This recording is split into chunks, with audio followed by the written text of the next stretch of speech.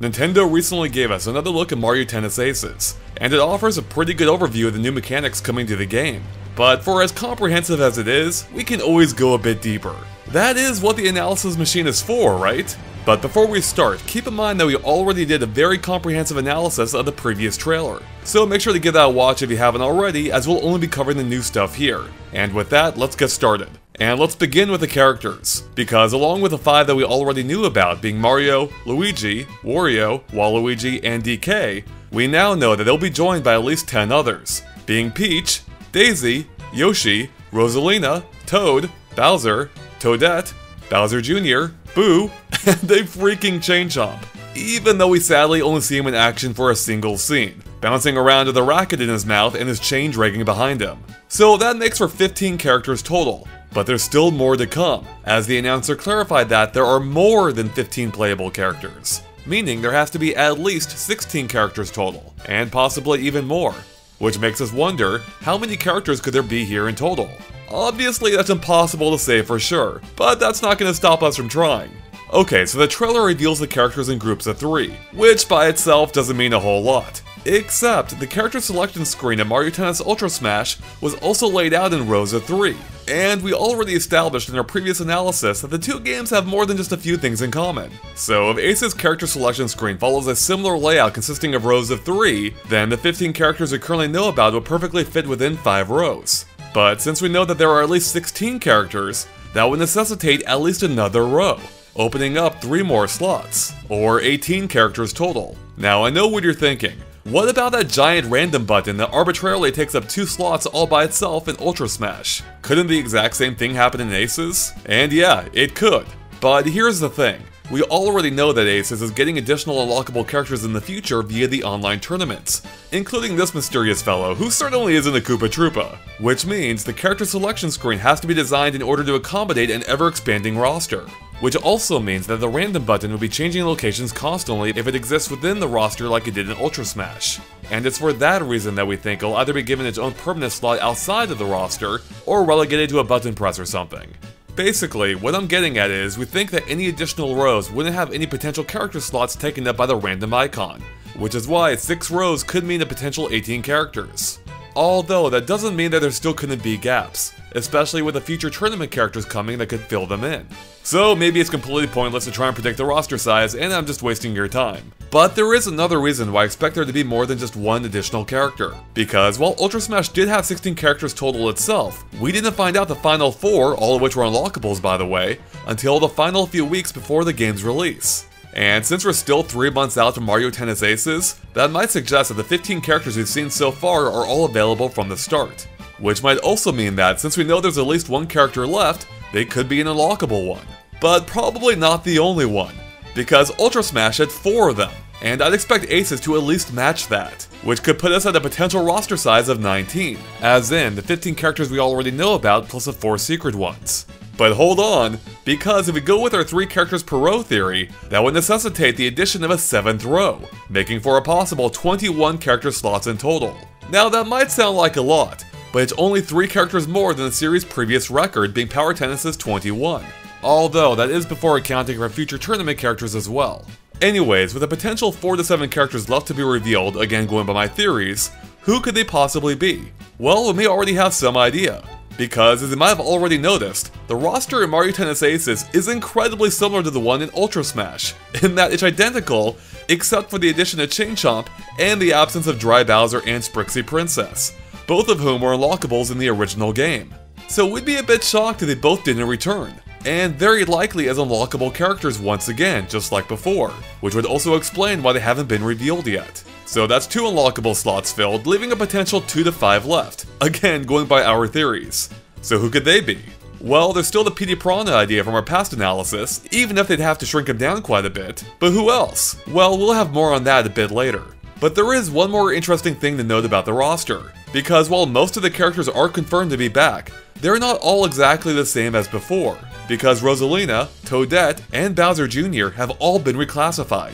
In Ultra Smash, Rosalina was a power player, but now she's tricky, whereas Toadette used to be tricky but is now technical, and Bowser Jr. also used to be tricky but is now defensive. Now the changes might seem a bit weird at first, but it kinda makes sense when you consider the fact that Ultra Smash already had 4 power players, which is the most of any category, and adding Chain Chomp would have made it 5. So they changed Rosalina to Tricky in order to keep the amount of power players at 4. But since that would have then made for 4 Tricky players as well, including Boo, Toadette and Bowser Jr. were both changed to fill in the gaps elsewhere. Woo! So that's quite enough about the characters for now. So let's talk about some of those new gameplay mechanics. Now the trailer already did a pretty good job of going over the basics of the 4 main new maneuvers, but there are a few intricacies it didn't quite dive into. Now as you probably already know, the new maneuvers all revolve around the energy gauge, with each of them either using up some of that energy or adding to it. Now again, you probably knew that from the trailer as well, but we went the extra mile by pulling out our protractor for the first time since high school in order to figure out exactly how much energy is either being added or taken away from the meter for each move. Now as the narrator in the trailer revealed, the energy gauge automatically fills up during a rally, with each hit adding a small amount, and we measure that amount to be about 3% of your meter each time, meaning you'll have to hit the ball roughly 37 times to fill up your gauge completely with basic shots. But what the narrator didn't reveal is that using charge shots would fill it even faster. In this case, a charge 2/3 of a second long added 15% to the gauge, or 12% more than a normal rally shot. But there's an even faster way: trick shots. These fancy moves allow you to leap across the court right to the ball, if you time it right and gauge the distance correctly, that is. If you pull it off, a yellow glow will appear around your character as they perform one of several cool moves on their way to the ball. Both Mario and Peach demonstrate the vault, whereas Mario also demonstrates the handspin, and Peach shows off the ribbon fling and twirl, suggesting that each character will have some of their own special trick shots. But no matter which one you use, they all seem to restore the exact same amount of energy, being 33%. Again, as long as you actually hit it. But what happens if you miss? Well, we have Wario here to demonstrate just that, where the yellow glow doesn't appear and he helplessly slides toward the ball. And even though he still hits it, he burned up 10% of his energy doing so. And when Wario tries it again, he misses the ball entirely. So yeah, timing and placement are important. And speaking of placement, let's move on to the next new ability, Zone Shots. This move allows you to completely freeze the action while you aim the ball using motion controls exactly where you want it to go before unleashing it. A black border appears around the screen to indicate whenever one's in use. But in order to use a zone shot, you're going to have to use up a fair chunk of your energy gauge at the least. You see, the moment you activate it, you'll instantly use up 25% of your energy. You then have exactly 1 second to aim your shot before you start to burn through even more at a rate of 25% every second. Which means with a full power meter, you'll only have 4 seconds at max to fire off your shot. Unfortunately, the trailer doesn't reveal what happens if you run out of energy while aiming. Maybe you'll just shoot the ball at the spot you last aimed at? Or perhaps you'll fail to do a zone shot at all. It's hard to say. Now, zone shots aren't just difficult for your opponent to get to, but also pretty dangerous if they do. Because unless they block it with a perfectly timed swing, their racket's going to end up taking some damage. Now each racket can take 3 hits before it breaks, automatically losing you the point. And even worse, you only have a set amount of rackets too. And once you run out of those, it's game over. So think of it this way: if the racket meter's your health bar, then the amount of rackets you have remaining are your lives. But as I mentioned, defenders can block a zone shot with a perfectly timed swing, which will be essential if your racket's on its last legs. But because of that exact timing needed, it seems unlikely that you'll be able to block a shot with a charged hit, which makes it even easier for your opponent to return it. Yeah, zone shots aren't something to be taken lightly. And that goes double for special shots, which is what happens if you unleash a zone shot with a full energy gauge.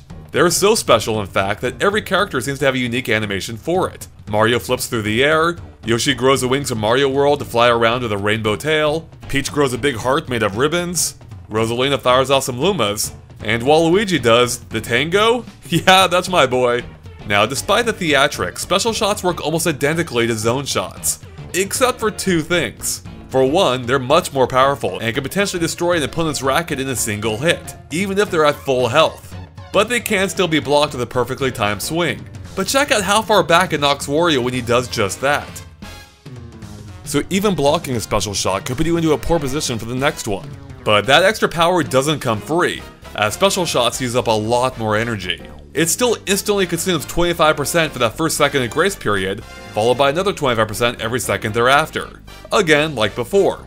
But to top it off, it consumes another 35% as soon as you fire it off. So given this, we're not quite sure what happens if you hold off on firing it until it's lower than 35%. Maybe it'll force you to take the shot whether you're ready or not, or maybe it'll just end up being a weaker standard zone shot. We think that might be the case, otherwise why wouldn't it just take off the entire 60% at once?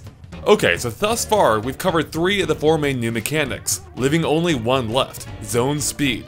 It's basically bullet time, slowing down the action, making it easier for you to get to the ball in time. But it will use up 10% of your energy gauge for every second you use it. And that pretty much covers it for all the new moves. But what if you just don't want to play with them at all? Well, as Nintendo revealed, you can use simple rules to focus on the core tennis action, without worrying about any of the zone moves, which is why the energy meter has gone missing. But interestingly, as Nintendo talked about this in the trailer, we can see what appears to be the same stadium that was shown before, but this time during the day, which lo and behold is practically identical to the one from Ultra Smash, as we pointed out in our previous analysis. Only this time there have been a few tweaks, like a few additional banners and chain signs. Also, as in Ultra Smash, we can see that the stadium will support a variety of surface types, including grass, hard, and clay.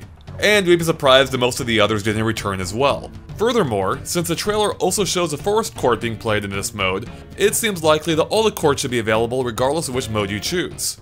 Alright, now let's move on to story mode. Now, even though the trailer didn't focus on it too much, it did provide a few additional glimpses and a better idea of what to expect. And let's start off with our first look at a new Ruins court, which is actually called Basque Ruins, based on the introductory cutscene before you take on the challenge there. If we take a close look at the picture, we can see a pair of vultures that apparently live here, which seems to be a common setting for them in Mario games. And based on the background, we can tell exactly where on the world map from the previous trailer that it will take place, being right here, which should make it the second main stop on your journey. So on this court, Ant Troopers from Super Mario 3D World act as the line umpires, and a conch door from the same game as a chair umpire, despite the notable lack of chairs. The court itself is made up of sand, with ropes acting as the line markings.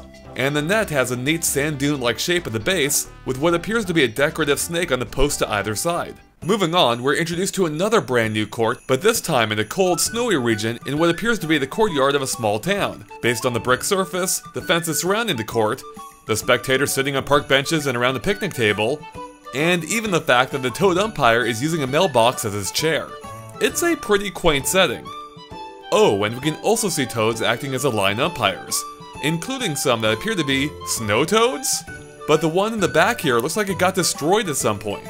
So maybe they're interactive and will fall apart if the ball hits them or something? Now, as for where on the world map this court takes place, well, we're not entirely sure. Although, based on the fact that we can see snow around parts of the giant mountain, makes us think it'll probably take place somewhere on or near it.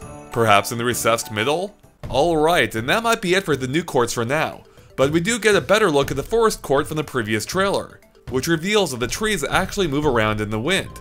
And this time, we can see what the warp pipes actually do. And as we expected, piranha plants will pop out to interfere with the match, snatching the ball and spinning it back at whoever hit it at them. And speaking of those piranha plant warp pipes, we've only seen them appear on this court within the context of the story mode, as every other time we've seen this court, it's had just a normal net with no warp pipes at all. Which could mean one of two things. Either that the courts in story mode feature additional gimmicks, or more likely that you're able to toggle the gimmicks on and off when in exhibition play, as in Mario Power Tennis. Next up, we also got another look at the Forest Ruins court, but this time without the PD Piranha boss fight, thus confirming, unsurprisingly, that it can be used in exhibition matches as well. In which case, the net is held up by a pair of vines, a piranha plant acts as the chair umpire, and the muncher plants are the line umpires. Finally, we get a look at what appears to be another story mode challenge or minigame, similar to this piranha plant one from the previous trailer. This time, the setting appears to be a dimly lit interior of some kind of building, with a giant mirror ahead that features two blue orbs that slowly move around. When Mario hits a ball at one of the orbs, it bounces back with a high arc. But what's the goal here? Well, we can see that the game counts the orb hit as a rally, and adds energy to the meter. So maybe the goal involves filling it up and using zone shots or something? Like maybe you can smash a ball into the mirror and break it? Or maybe the goal is just to keep the ball in play until the timer runs out. Now, based on the fact that this is only half a court, we doubt it'll be used in exhibition play, especially since there aren't any line markings on the floor either. But we would be shocked if there isn't a true court in a similar setting. Just like how the Piranha Plant minigames area is also a half court, but has a similar Forest Ruin stage. Now, as for where on the world map it takes place, well, we're pretty sure it'll be in this creepy mansion that we noted on the world map in our previous analysis. Alright, and that covers it for all the new areas we can see in the story mode portion of the trailer. But there is one more important feature that I haven't mentioned yet. Because normally, Mario's racket looks like this. Whereas in a few story mode clips, we can see him using a couple more, such as this racket with a green shell replacing the head, and more importantly, it features 4 hit points instead of the usual 3.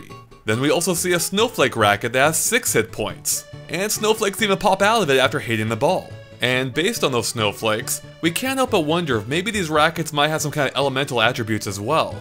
Like maybe temporarily freezing opponents? Or maybe the rackets tie into the theme of the area that you got them from. So could this one be from that cold mountain town? Regardless, it seems that you'll be able to switch or upgrade rackets throughout the story mode.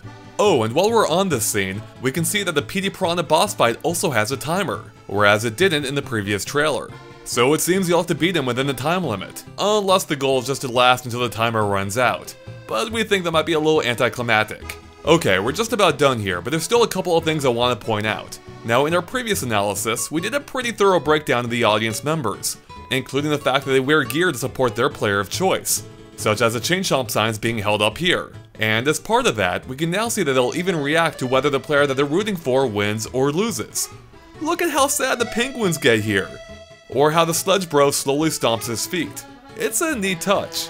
Finally, we promised that we'd circle back to what other secret characters could be lurking in the game. Well, do you remember that Dry Bones from earlier? You know, the one who introduces the Ruins Court? What's his deal anyway? Well, since he doesn't appear to be on the court itself, we wouldn't be shocked if he ends up as an unlockable character. Perhaps netting him once you complete whatever challenge awaits there?